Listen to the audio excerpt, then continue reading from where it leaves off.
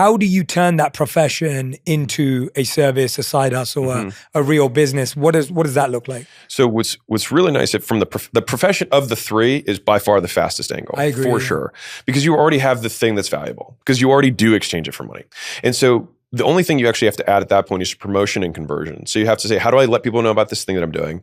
And secondarily, how do I get these people, once they find out, to give me money, right?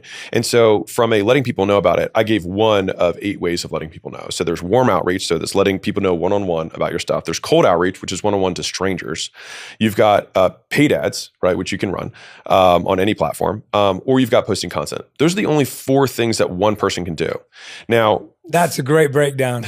There's only 4 things. Yeah. Because you start thinking there's a million things I have to do. You've got strangers and people you know, and you've got one-on-one and one-to-many. So good. That's the 4 box. So good. Now, from those core 4, you then unlock 4 others, which is that I can do one-on-one outbound, or I can post content, or I can run ads to get customers who then get me more customers, to get affiliates or partners who get me more customers, to get employees who will then do these things on my behalf to get me more customers, or to get agencies who will then do it as a vendor on my behalf. And so the first is everyone must start with the core 4. Even if you get a bunch of partners who then promote on your behalf, you still started with a message that you sent to somebody, right? And so the core 4 is the first activity that you must do in order to promote. These other things are higher leverage, that makes sense, but this is the core 4 that you start with. Once you have someone who's responding to you and say, hey, I'm interested in your stuff, which takes someone from a contact to an engaged lead, right? They've shown interest. Then we basically have to take them from engaged to, ideally, somebody who's going to buy, right? And so that process, at the most basic level, is going to be a conversation that leads to a conversion, right? And so I have a very simple framework that I encourage people who are starting out to follow, which I call CLOSER.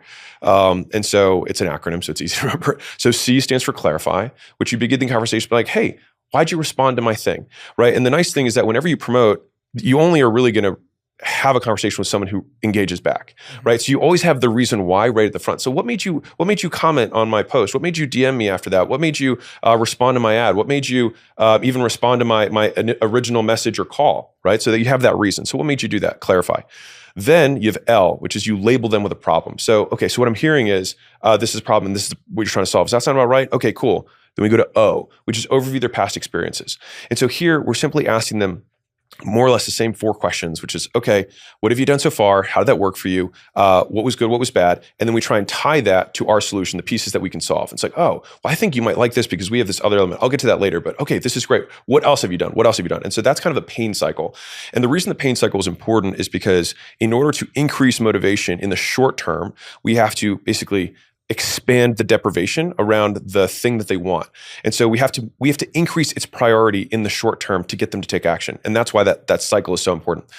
The 4th is S, which is we sell the vacation. And so we want to talk about the outcomes, about what the experience is going to be like once the problem's solved, rather than just having some long-winded pitch. And what's very interesting about the sell portion is that most people talk way too much. We try and get it to under 320 words. So it doesn't, like, people, if you can very accurately describe someone's existing condition to them and say, so it sounds like you're struggling with this, and it sounds like you're struggling with this, and it sounds like you're struggling with this, and if we solve this one, this is what unlocks. We solve this one, this is what unlocks, and we solve this one unlocks. Is that about right? They're like, yeah. It's like, we can totally help you. A lot of times you actually don't need to say, if you nail the pain part, the pitch is very easy.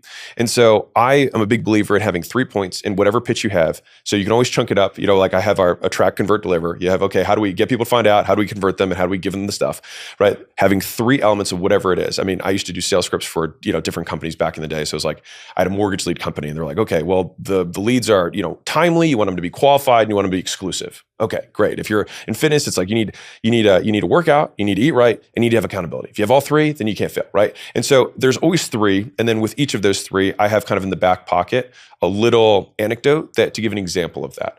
So that way it makes it more real for the person, rather than explaining all the sets and reps and all that stuff. No one cares. That's why it's selling the vacation, not the plane flight. We're not going to sell how we're going to get there. We're going to sell where we're going to go. Mm-hmm. And so once we do S, then we go to E. So at that point, we ask for the sale. If they say no, then E and R come into play. E is explaining away their concerns. There's only 5, right? They're going to have a timing issue. I've got a lot going on right now. They have a money issue. I don't think it's worth it. They have a decision maker problem, which is I don't have the authority to make the decision. I need someone else's permission. They're going to have a stall issue, which is let me think about it. And then there's fifth is preferences. So I don't like this particular thing about your product or solution, which is just saying that they want your results a different way.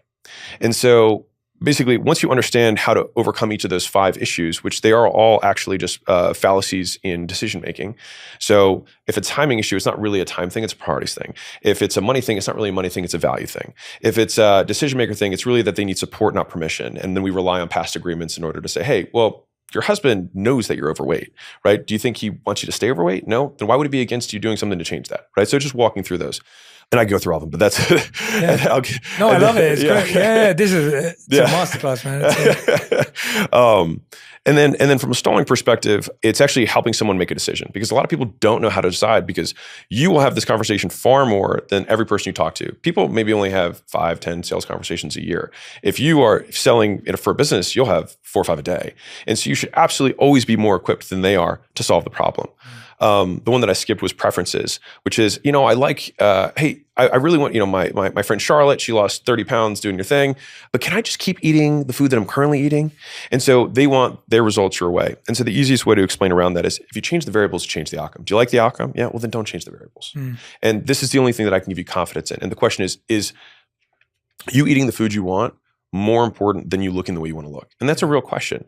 And if the person says, yes, it is, and it's like, okay, well then nothing's going to change if you don't change. Yeah. And so then you get to have a real conversation. But each of those are the fundamental kind of ways of getting over them. And so once you explain away the concerns, after each explanation, you always ask again. So does that help? Does that solve that for you? Great. So you ready to move forward? You ready to do whatever the next thing is? And then finally is R. And the R actually happens after the sale, and it's something that I added years later in my career. It used to just be close. The R is reinforce the decision. So in the 24 hours post-purchase is when the vast majority of people either have cold feet or they regret, or you can reinforce it and it becomes a super positive, right? And so people, believe it or not, there's tons of research that supports this, is that they will make a decision about your business based on the first 24 hours post-purchase. So it's this huge moment where you can make a first impression that pre-frames the remainder of the relationship that you have with them. And so being incredibly dialed of like, hey, so you bought, let me tell you what the next steps are going to be. We're going to take these steps and we're going to tie that to goal, right? So you said you wanted these 3 things. The way that we're going to solve these 3 things is these 3 steps. These are the actions you take. We're going to meet tomorrow at this time. I'll see you there. Or if you have a onboarding rep, then you'd go from there. But that fundamentally is how you'd have the conversion conversation. And so to loop back to, if I'm a professional, how do I do this? It's like, well, you're going to use the core 4. You're going to reach out to people. Once they respond, you'll initiate the conversation where you go through the closer framework, and then you make them an offer to do your stuff, which will be either moonlighting or, in the morning. And what's really interesting is that people think that their 9 to 5 is getting in the way of their dreams, when it's really their 5 to 9. And so 5 a.m. to 9 a.m., it's like it's 4 prime hours. And then 5 p.m. to 9 p.m., it's another 4 prime hours. So it's like you've got a full work day that you can work, which I strongly recommend. I think a lot of people are big on the burn the boats thing. And I think there's a time and a place for that. But if you have a family and you've got a mortgage, I would recommend you keep your job Yeah, I agree. and then supplement your income. And then at the point where your supplemental income in your off time surpasses your full-time income, that is when I say make the jump. And for me, because I actually, believe it or not, tend to be a relatively risk-averse person, I would say if you do that for 6 months, because there's going to be volatility in the business. And I'll also just play out the next problem that they're going to have, if that's all right. Go for it. So much value, man. So much value. So volatility is a symptom of insufficient volume. And so if you feel like you're like, man, I got a couple customers and then, the leads stopped coming in. It's like, well, you're doing insufficient volume. You're not doing enough of the core 4. We have to post more content. We have to post more ads. We have to do more reach outs, right? That's what we have to do. Yeah. And so if you think, okay, well, I've been doing these reach outs and, no one's responding or things like that. One, we need to make sure that the offer that we have is good, which I think we started with the 5-hour thing. I think it's a great first offer. But under that assumption, if we do this, I have a rule of 100, which is that you do 100 per day.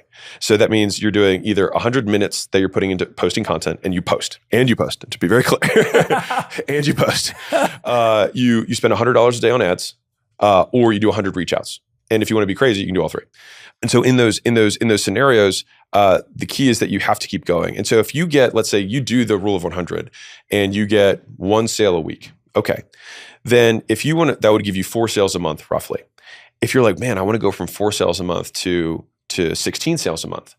The nice thing is that you actually have a clear input-output equation, which is that, okay, it costs me 700 primary efforts to get one sale. And so that volatility feels like it's only one, but it's because you're not doing enough. If I take that 700 and do 700 per day, then all of a sudden I'll be making one sale a day. And fundamentally, that little compression process is the only thing that separates very small businesses from very large businesses. Most small business owners have no idea how much more volume the guys who are ahead of them put out. I remember I had a conversation at the very beginning of me deciding to make content after I sold the company where I said, hey, I really want to learn this Instagram game and content game. And so I talked to somebody who's a big influencer. And I said, can you analyze my stuff and tell me what I'm doing wrong? And he said, dude, you're not doing anything wrong. You're just doing too little. And so he said, pull up your Instagram. And I pulled it up and I think I was doing like a post every other day or something like that. And he's like, dude, I got 4 posts a day. Yeah. And I was like, whoa. And then he said, pull up your LinkedIn. And I don't think I posted on LinkedIn. He's like, I got 10 posts a day. And he's like, pull up your Twitter at the time, now X. Is like, I had nothing, right? So he went side by side. He's like, I'm putting out 70, 80 a day and you're putting out one every other and you're complaining. And I was like, got it. Yeah. And so most people dramatically underestimate the amount of volume that is required. And that volume has a great feedback loop for skill because you do these iterations and you will suck. Yeah. And that is okay. And as long as you, like the process that I have for improving any part of any system is just do a tremendous amount of volume. Let's say we do 100 whatevers. We look at the top 10% of the ones that got the highest response rate or the ones that got the most views or the ads that got the most clicks. We say, okay, what was different about these top 10% compared to the other 90? And so the next 100 we say, let's just try and just do the thing we did in the top 10%. We do it again. And that continual refinement process has been the key to all the stuff that we've done. It's just look at what worked, do more of that. And so if you were in the professional bucket, that is more or less kind of the approach that I would take to get that first dollar.